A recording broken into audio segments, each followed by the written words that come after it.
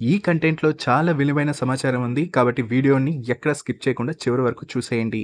మీ నోటి వరకు రాకముందే ఎన్నో పళ్ళు, కూరగాయలు వృధా అవుతున్నాయో మీకు తెలుసా? ప్రపంచంలో ఆహార వృధాలో సగభాగం వీటిదేనంటారు. ఒక చిన్న కథలో ఊహించండి. ఒక యాపిల్, ఒక నారింజ మాట్లాడుకుంటున్నాయి. రైతు దగ్గర నుంచి ఇన్ని ప్రయాణాలు చేసి వచ్చాం, కానీ కొనేవారు చేతికి అందేలోపే మనలో అరకొర పాడైపోతుంది అని. ఇది వినడానికి ఫన్నీగా ఉన్నా నిజ జీవితంలో మాత్రం అదే జరుగుతుంది.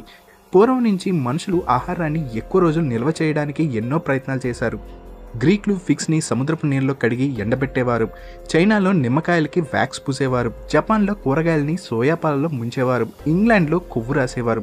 ఇన్ని సంవత్సరాలుగా ఒకే సమస్య: ఆహారం ఎక్కువ రోజులు తాజాగా ఎలా ఉంచాలి.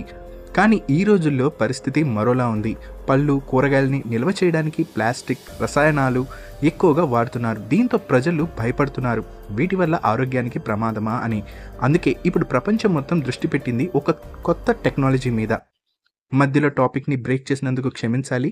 నేను మీకోసం విలువైన సమాచారాన్ని నా ఛానల్లో పంచుకుంటున్నాను. నా కష్టాన్ని గౌరవిస్తూ దయచేసి ఈ విషయాన్ని గుర్తుపెట్టుకొని లైక్ చేయండి, షేర్ చేయండి, సబ్స్క్రైబ్ చేయడం మాత్రం మర్చిపోవద్దు.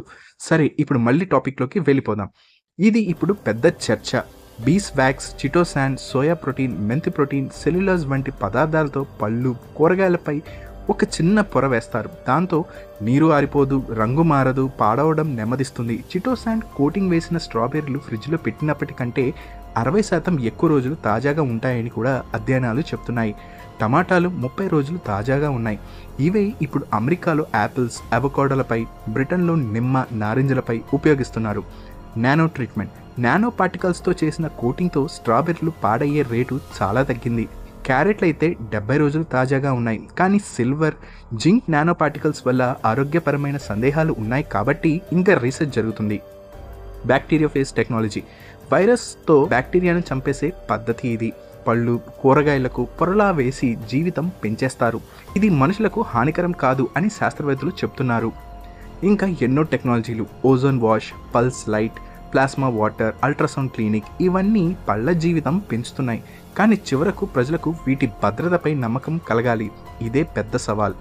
ఈరోజు చెప్పిన టెక్నాలజీల్లో మీకు ఏది ఎక్కువ ఇంప్రెస్ అయింది?